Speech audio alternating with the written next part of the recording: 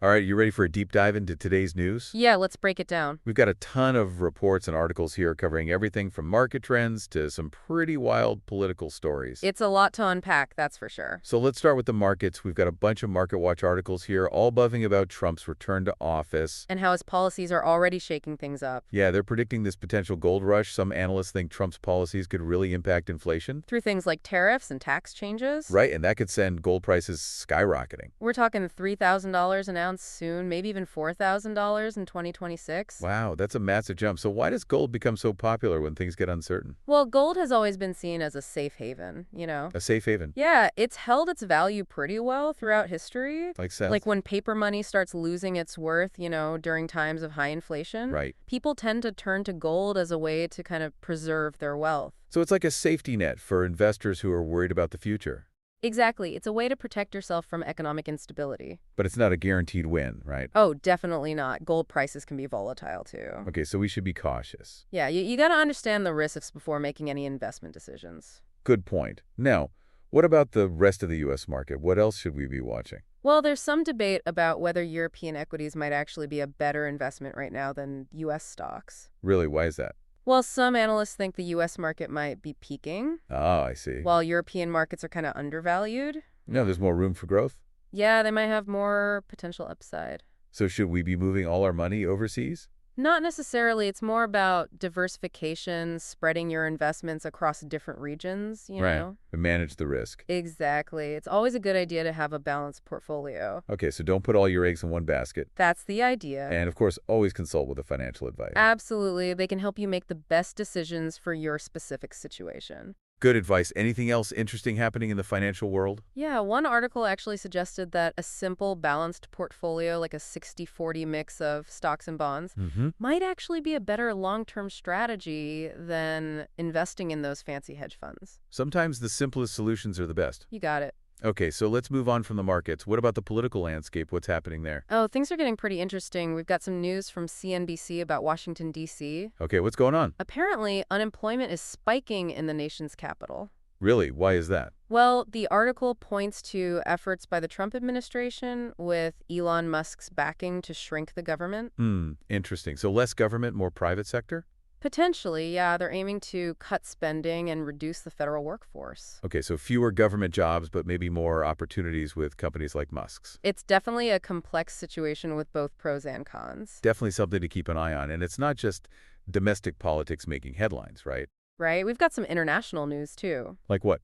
Well, CNBC is reporting that Ukrainian President Zelensky is calling for the creation of a European army. Whoa, a European army. That's a big idea. What's the reasoning behind that? Well, with tensions still high between Ukraine and Russia, Right. Zelensky seems to be pushing for a stronger, more unified European defense force. As a deterrent against Russia. Exactly. He wants to show Putin that they're serious about defending themselves. Makes sense. There's strength in numbers, right? Exactly. And there's also been talk about Ukraine potentially joining NATO. Wow, that would be a major development. Yeah, it's definitely a story to watch closely. So this European army idea, is it gaining any traction? Well, there's definitely a lot of discussion among European leaders About Ukraine's potential NATO membership and how Europe would be involved in any future peace talks. Okay, so this is far from over. Not by a long shot. Okay, speaking of peace talks, any news on that front? Actually, yeah, there was a U.S. special presidential envoy who mentioned a peace plan could be coming soon. Soon? Like how soon? Well, he said it could be within days or weeks. That's a pretty big range. Yeah, and the only other clue he gave is that he's on Trump time. On Trump time. Okay, so I guess we'll just have to wait and see what that means. Exactly. Yeah, the tech world never sleeps, you're right?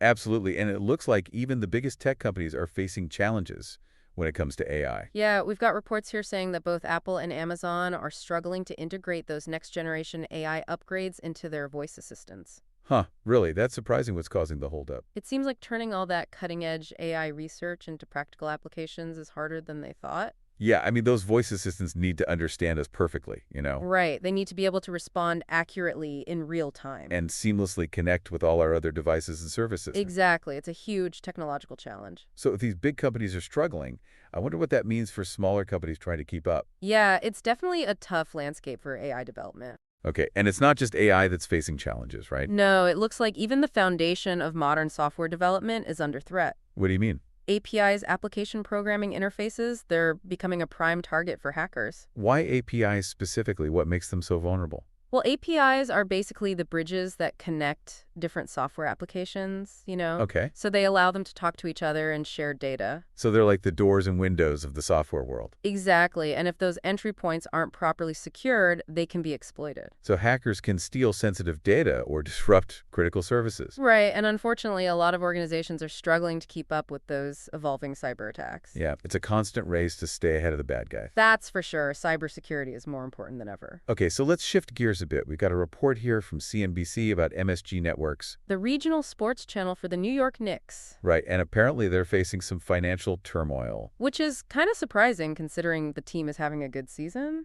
Yeah, you'd think they'd be doing well, so what's going on? The article doesn't give specifics, but it seems like they're dealing with some business challenges. Okay.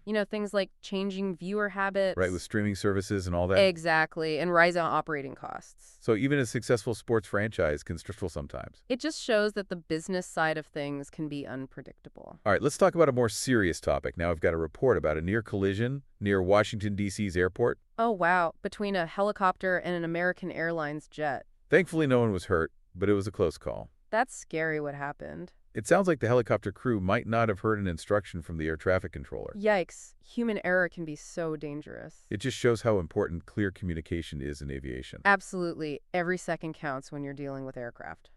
Okay, let's move on to some more positive news. We've got a report about a breakthrough in the conflict between Israel and Hamas. That's great to hear what's happened.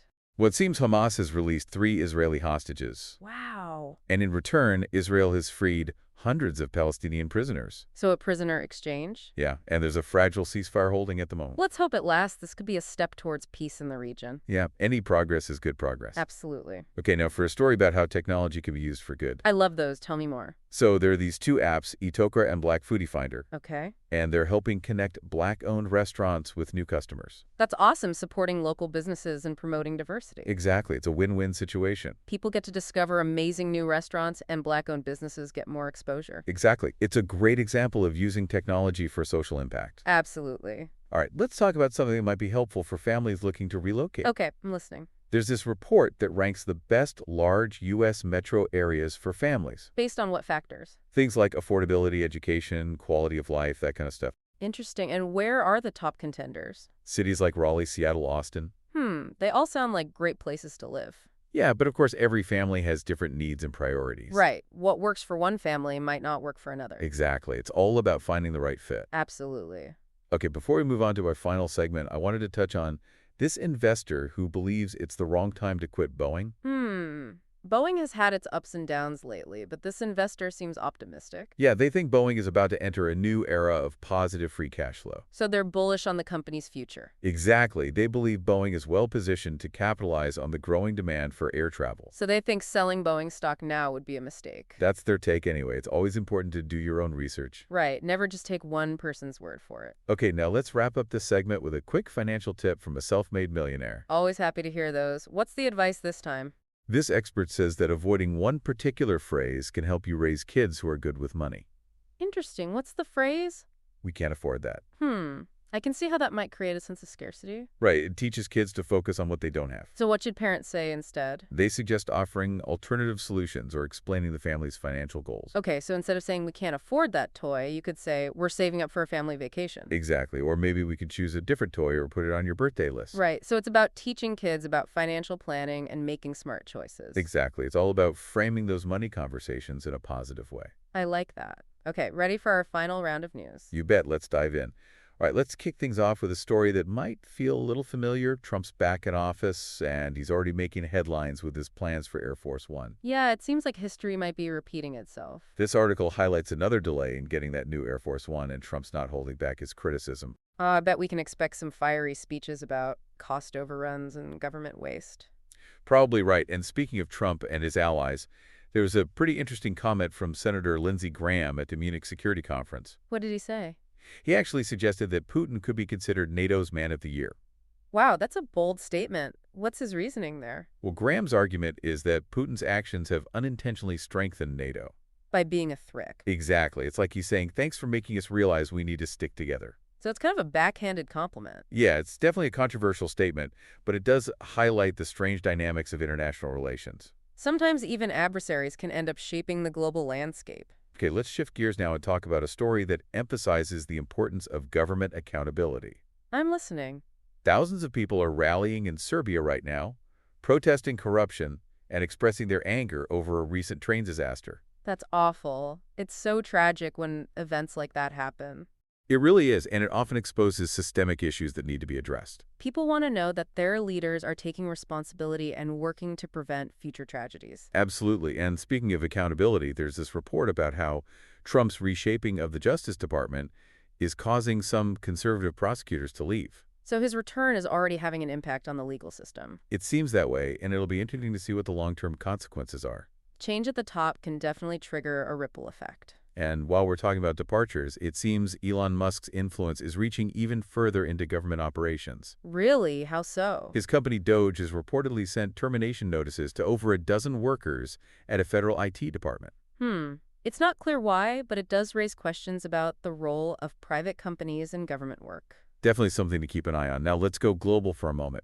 Ukrainian President Zelensky is voicing some concerns about a potential U.S. minerals deal. What's he worried about? He's saying it doesn't do enough to protect Ukraine's interests, Makes sense. He wants to make sure Ukraine benefits from its own resources. especially given the current situation with Russia. Absolutely. Now, over in Germany, Chancellor Scholz is defending Europe's stance on hate speech and the far right. He's pushing back against criticism from some EU figures. Interesting. So there's a bit of tension there. Yeah, it highlights the ongoing debate about freedom of speech and how to balance individual rights with the need to combat harmful ideologies. It's a complex issue, for sure. Unfortunately, we have to end on a sad note. There's news of a horrific car ramming attack in Munich. Oh, no, that's terrible. A mother and child were killed. Our thoughts are with their families. It's heartbreaking. These senseless acts of violence are a stark reminder of how fragile life is. Well, that brings us to the end of our deep dive into today's news. We covered a lot of ground, from market predictions to political shakeups to stories of hope and tragedy. It's amazing to see how all these events connect and shape the world we live in. Absolutely, and we hope you found this